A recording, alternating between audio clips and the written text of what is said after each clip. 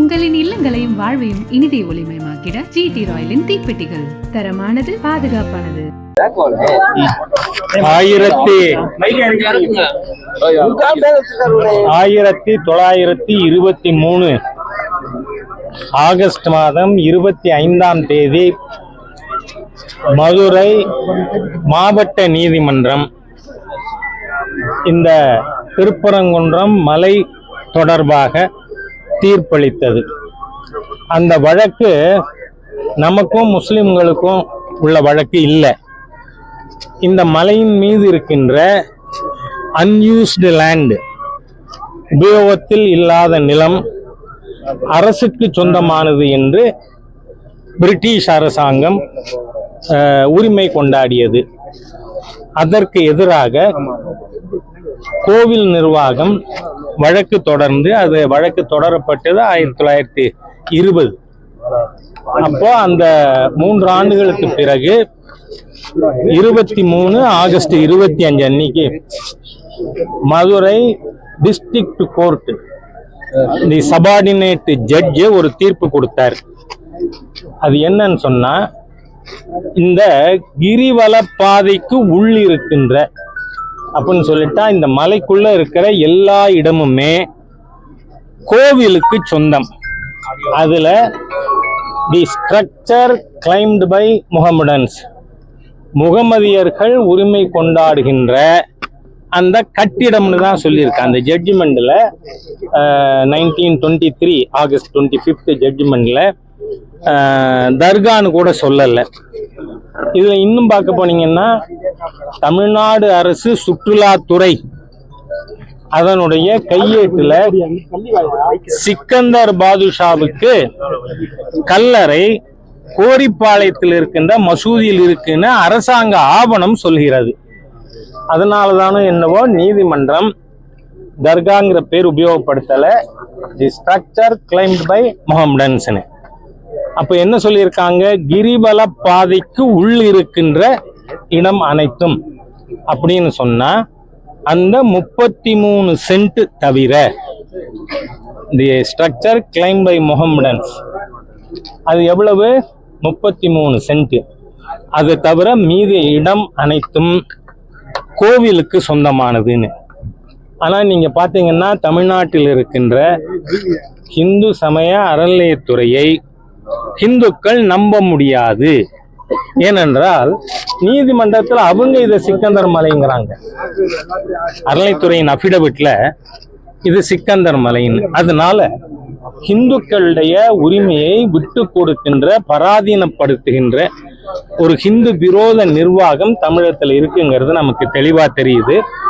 ஆனால் உயர் நீதிமன்றம் அதுல முதல்ல சிங்கிள் ஜட்ஜ் மரியாதைக்குரிய திரு ஜி.ஆர். சாமிநாதன் அவர்கள் தெளிவா தீர்ப்பு கொடுத்தார். அதுக்கு எதிராக அப்பீலுக்கு போனாங்க மாநில அரசு. டிவிஷன் பெஞ்சும் திரு ஜி.ஆர். சாமிநாதன் அவர்கள் கொடுத்த தீர்ப்பை முழுமையாக ஏற்கிறோம்னு தீர்ப்பு கொடுத்திருக்கு.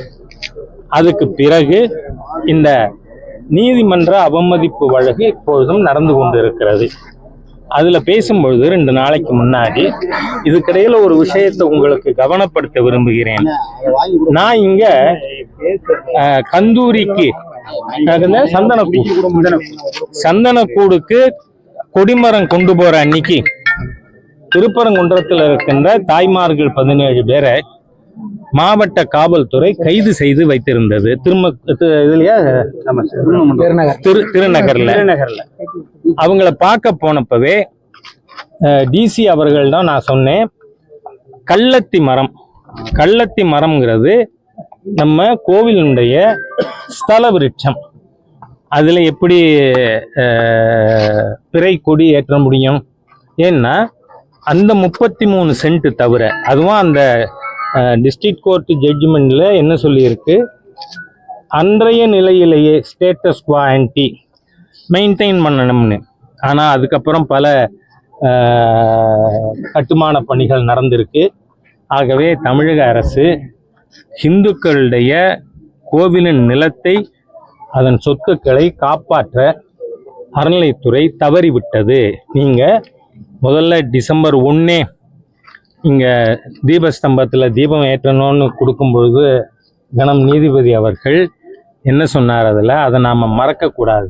இது ஏதோ வெறும் தீபம் ஏற்றுற பிரச்சனை இல்லை, ஹிந்து கோவிலுடைய இடத்தின் உரிமைக்கான பிரச்சனை. அதனால இன்னைக்கு என்ன நிலைமை வந்திருக்கு, ஸ்தலவிருட்சத்தை ஆக்கிரமிக்கலாம், அங்கே அவங்க குடியேற்றலாம், இன்னமும் நமக்கு சில அன்கன்ஃபர்ம்டு ரிப்போர்ட்ஸு இன்னும் நிறைய புணம் வச்சுருக்காங்க.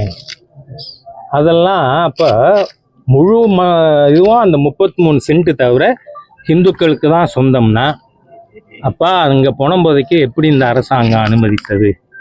அதே மாதிரி தமிழக அரசு அனுமதிக்காமலா ஸ்தலவிருட்சத்தில் அவர்கள் கொடியேற்றியிருக்காங்க. ஆகவே இன்னைக்கு கோவிலுடைய சொத்துக்களை நாம் இந்த ஹிந்து விரோத தீய ஸ்டாலின் அரசாங்கத்திடமிருந்து காப்பாற்ற வேண்டிய நிர்பந்தம் ஏற்பட்டு இருக்கிறது.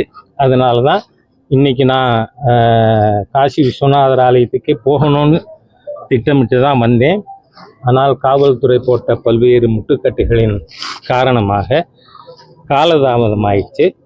ஆனால் இதுக்கு அந்த கள்ளத்தி மரத்தில் பிறை கொடி ஏற்றி இருப்பதை, அது இன்னமும் இறக்கப்படாததை நான் நேரடியாக பார்த்திருக்கிறேன்.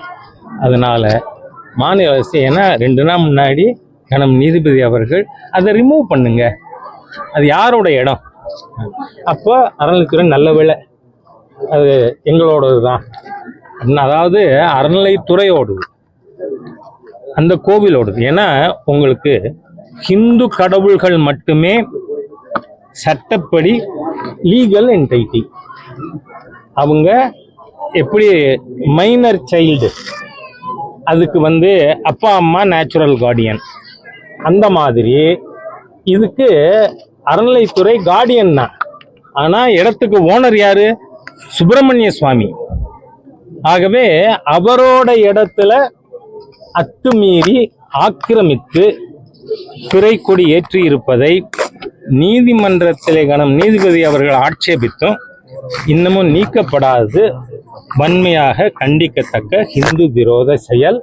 ஆகவே உடனடியாக அது நீக்கப்பட வேண்டும் அப்படின்னு நான் கேட்டுக்கிறேன். இதுக்கு மேலே நீங்கள் ஏதாவது சொல்லணும்னா இல்லை சார், இன்னைக்கு நீங்கள் மேலே அந்த கள்ளத்தி மரத்துக்கு போகணும்னு சொல்லி போனீங்க, காவல்துறை தடுத்தாங்க, வாக்குவாதம் நடந்துச்சு, அப்புறம் கடைசியாக ஃபைனல் அதை பார்த்துட்டீங்களா? மரத்தை பார்த்தேன், அங்கே பிறை கொடி இருப்பதையும் பார்த்தேன். என்ன சொல்றேன், எஃப்ஐஆர் எப்ப போடுறது? நீதிமன்றம் சொன்ன பிறகா? கணம் நீதிபதி ஜிஆர் சுவாமிநாதன் அவர்கள் நீங்க அதை ரிமூவ் பண்ணுங்க, அது சட்ட விரோதம், யார் இடத்துல இருக்குன்னு. இப்போ யார் இடத்துல இருக்குன்னு கேட்டதுக்கு ஹெச்ஆர்என்சி டிபார்ட்மெண்ட் எந்ததுன்னு சொன்னாங்க. கேட்கலன்னா சொல்லி இருக்க மாட்டாங்க. ஆகவே இந்த அரசாங்கத்தின் எண்ணங்கள் பழுது. அது மட்டும் இல்ல, நீங்க எவ்வளவு ஒரு கேவலமான எண்ணம் கொண்டவர்கள் அமைச்சரா இருக்காங்கன்னா, தீபத்தூண், இந்துக்களுக்கு புனிதமான தீபத்தூணை புணம் புதைக்கிற இடங்கிறாரு சட்ட அமைச்சர். நான் கேட்கிறேன், அவர் என்ன சொன்னாரு? அவர் சொல்லலைன்னா நான் கேட்க மாட்டேன். அரசியல் நாகரிகத்தோடு நாங்க இத்தனை வருஷமா கேட்கல. புணம் புதைக்கிற இடத்துல புணம் புதைக்கணும் அப்படின்னு சொன்னா, உங்களுடைய மரியாதைக்குரிய திமுக தலைவர் கருணாநிதி அவர்கள் இறந்து போனதும் நீங்க கண்ணம்மாப்பேட்டைக்கு தானே போயிருக்கணும், கடற்கரைக்கு ஏன் போனீங்க? ஆகவே என்ன நினைக்கா, ரகுபதி போன்ற ஹிந்து விரோத தீய சக்திகள் நாம என்ன வேணா கேட்கலாம், இந்துக்களுக்கு சொரணை இருக்காது, அவன் ஏன்னு கேட்க மாட்டான் அப்படின்னு. ஆகவே சேகர் பாபு போன்ற, ரகுபதி போன்ற ஹிந்து விரோத தீய சக்திகளை வர்ற தேர்தல்ல நிச்சயமாக இந்துக்கள் வீறு கொண்டெழுந்து திராவிட முன்னேற்ற கழக ஆட்சிக்கு இறுதி அத்தியாயம் எழுதுவார்கள்.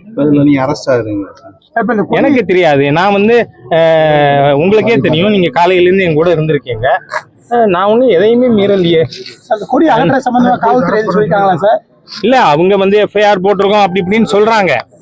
நான் என்ன சொல்றேன், எஃப்ஐஆருக்கு என்ன தேவை? போய் நேரடியா போய் கேட்ட வேண்டியதானே. ஏன்னா அது ஆக்கிரமிப்பு. இப்போ என் வீட்டுல அந்நியன் ஒருத்தன் ஆக்கிரமிக்கிறான். அந்நியன்னா பக்கத்து வீட்டுக்காரன் கூட அந்நியன் தானே, அந்த அர்த்தத்துல சொல்றேன், நீங்க தப்பா நினைச்சிட வேண்டாம். அந்நியன் ஆக்கிரமிக்கிறான்னா நான் என்ன பண்ணுவேன்? மனு போட்டுட்டு காத்துக்கிட்டு இருப்பேனா? இன்னும் தூக்கி எறிவேன். அந்த மாதிரி அறநிலைத்துறை போய் அந்த கொடியை நீக்கி இருக்கணும். ஏன்னா நீதிபதியே சொல்றார் இது ஆக்கிரமிப்புன்னு. அதனால நான் எந்த சட்டவிரோதமாகவும் செயல்படலை. அதனால இந்துக்களுக்கு உரிமைகளை கேட்பது இந்த திராவிடியன் ஸ்டாக் அரசாங்கத்துக்கு தப்பா தெரியலாம். அதோட இல்ல, மிகப்பெரிய தவறு இங்க நடந்திருக்கு. ஏன்னா மாண்புமிகு பாரத பிரதமர் மதுரைக்கும் வரலாம், இல்ல சென்னைக்கும் வரலாம், எங்க வேணா வரலாம். ஆனா மாண்புமிகு பிரதமரோட கான்வாயை அட்டாக் பண்ணுவேன்னு சொன்ன விடுதலை சிறுத்தை கட்சியை சேர்ந்த நபர் இன்னி வரை ஏன் கைது செய்யப்படவில்லை? கேட்டா எஃப்ஐஆர் போட்டிருக்குங்கிறாங்க. அது கண்துடைப்பு. யாரை ஏமாத்த? மாண்புமிகு பிரதமரை அட்டாக் பண்ணுவேன்னு ஒருத்தன் பேசியிருக்கான்.